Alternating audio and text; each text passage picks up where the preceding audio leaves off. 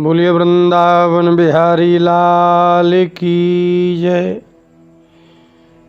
नमः कृष्णाय शुद्धाय ब्रह्मणे परमात्मने योगेश्वराय योगाय त्वामहं शरणं गता।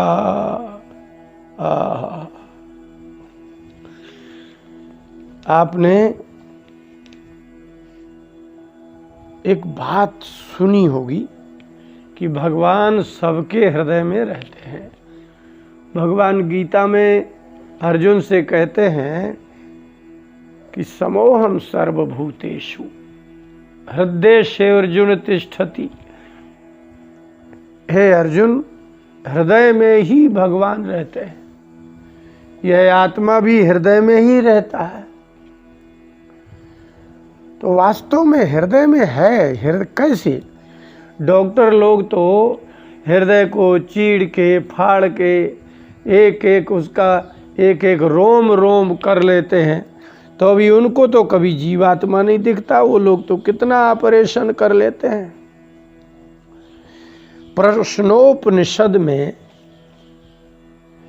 प्रश्नोपनिषद में क्या हुआ कि एक दिन अथ हैनम कौशल्यश्चाश्वलायनः पप्रच्छ। पिप्पलाद ऋषि से आश्वलायन अर्थात कौशल्य ने पूछा कि भगवान, ये आत्मा हृदय में रहता कैसे है? वो पूरे शरीर में व्याप्त नहीं रहता। शास्त्रों में कहा है कि वह हृदय में ही रहता है। तो वास्तव में हृदय में रहता कैसे हो? तो हृदय प्रदेश ऐसा कौन सा प्रदेश है कि जहाँ आत्मा रहता है? वो कैसा हृदय है? तो पिप्पलाद ऋषि ने कहा, हृदय एष आत्मा अत्रई तदेक शतम नाडीनाम तासाम शतम शत मेकैकस्याम द्वासप्तति प्रतिशाखा नाडी सहस्राणी भवन्त्यासु व्यानश्चरति। इस पूरे शरीर में एक व्यान वायु रहता है। व्यान है, प्राण है। वास्तव में हृदयेशः आत्मा, आत्मा तो हृदय में ही रहता है, हृदयाकाश में रहता है।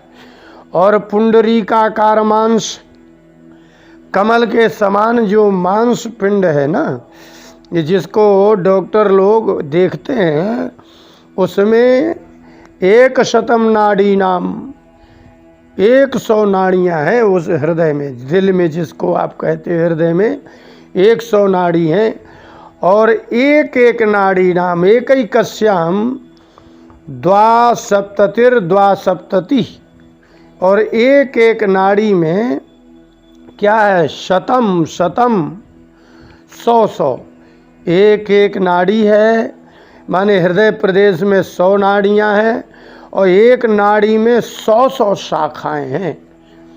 और उसमें भी 100 के प्रत्येक में द्वासप्तति ही 72 हजार प्रतिशाखा नाड़ी सहस्राणी भवंती।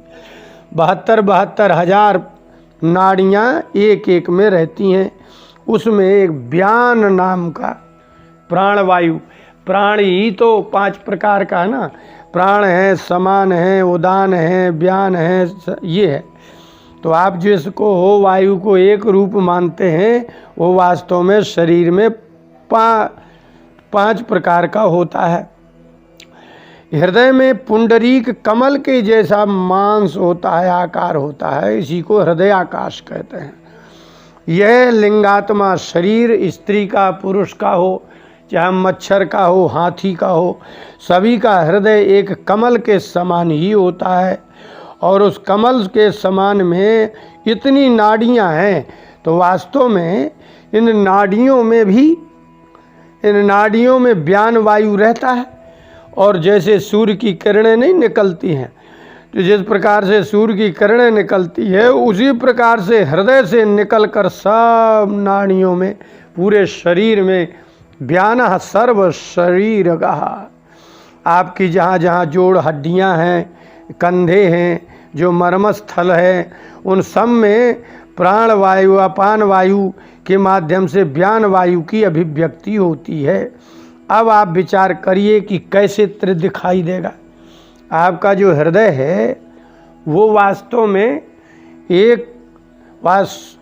100 नाड़ियाँ, एक एक नाड़ी की 100 विभाग, और फिर उस 100 विभाग में से एक की 12 हजार शाखाएं हैं। तो सर्वप्रथम आपको जो कहा जाता है ना प्राणायाम करने के लिए, तो प्राणायाम करने का तात्पर्य क्या है?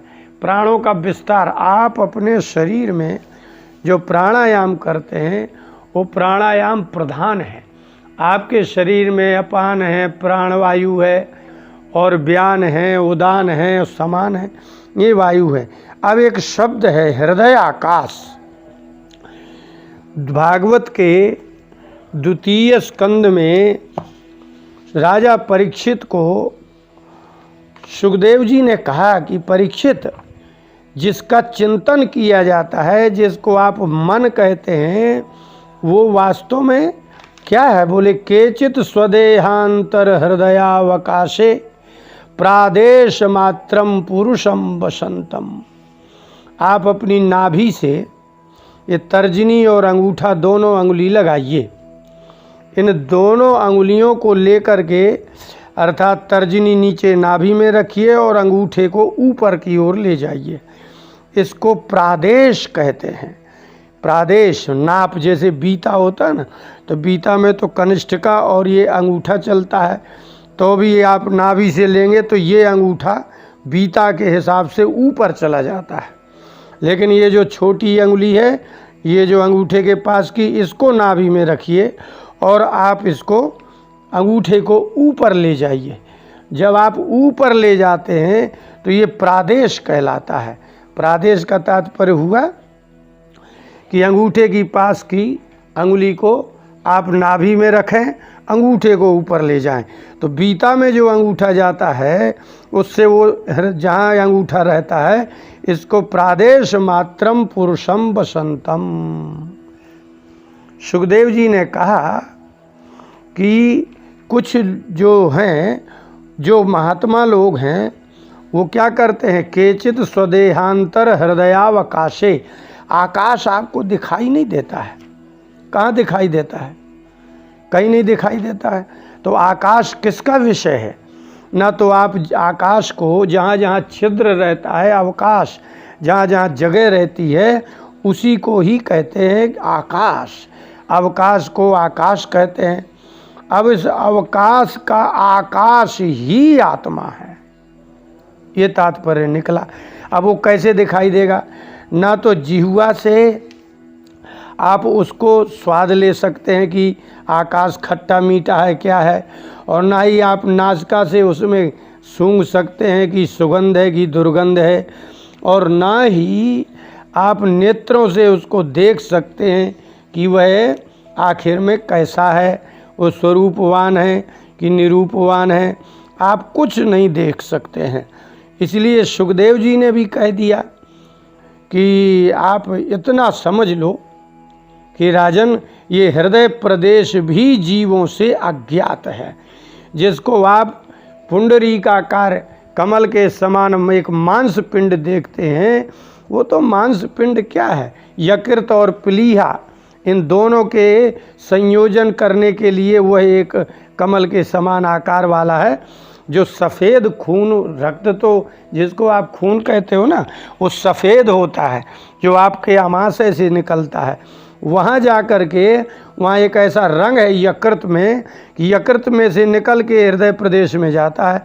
जैसे ही यकृत में जाएगा बस वो लाल हो जाएगा, नहीं तो रक्त तो लाल होता ही नहीं है।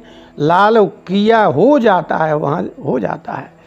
इसलिए इसका तात्पर्य निकला कि आपके हृदय प्रदेश में जो नाड़ियाँ हैं, इसलिए सुखदेव जी ने द्वितीय स्कंद के, भागवत के द्वितीय स्कंद के दूसरे अध्याय में एक अद्भुत बात लिखी। नाभ्याम स्थितम हृदयधिरोप्य तस्मा दुदान गत्यो रसितम नयेन मुनि।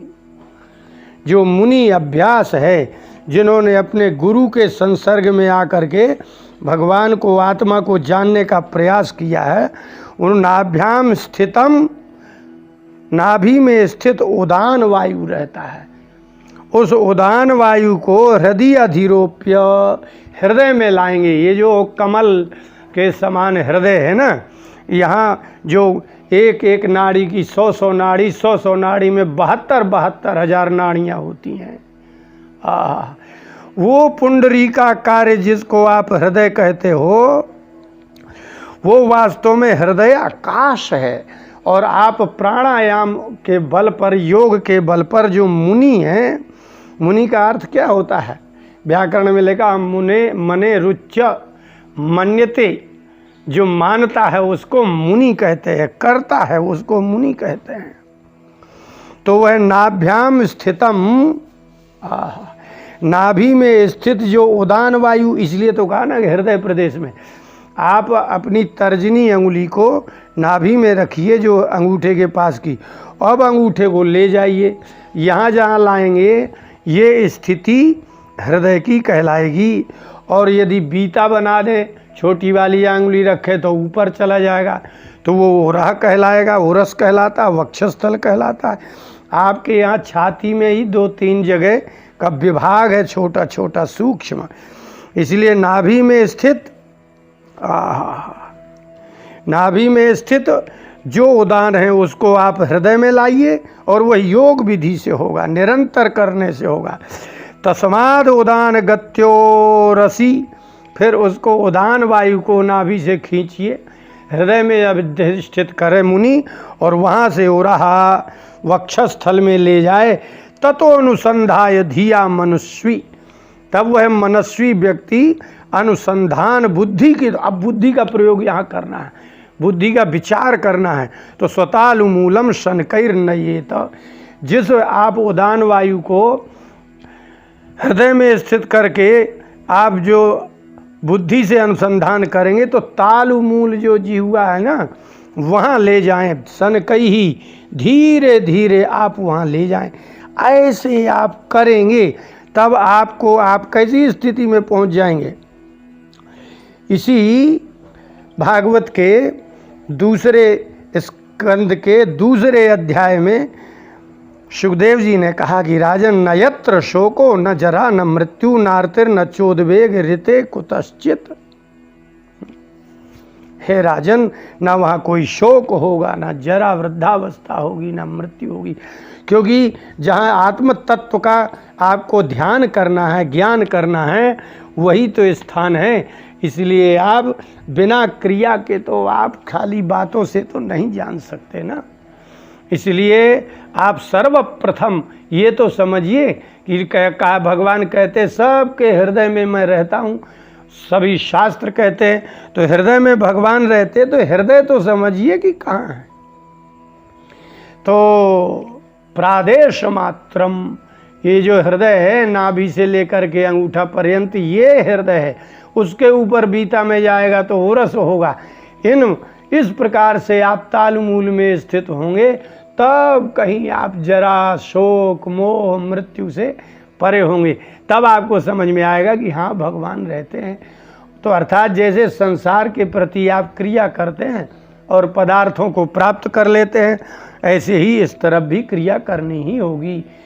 सद्गुरु की शरण में जा कर के मात्र उसी के लिए, मात्र उसी को जानने मात्र के लिए करना होगा। बोलिए वृंदावन बिहारी लाल।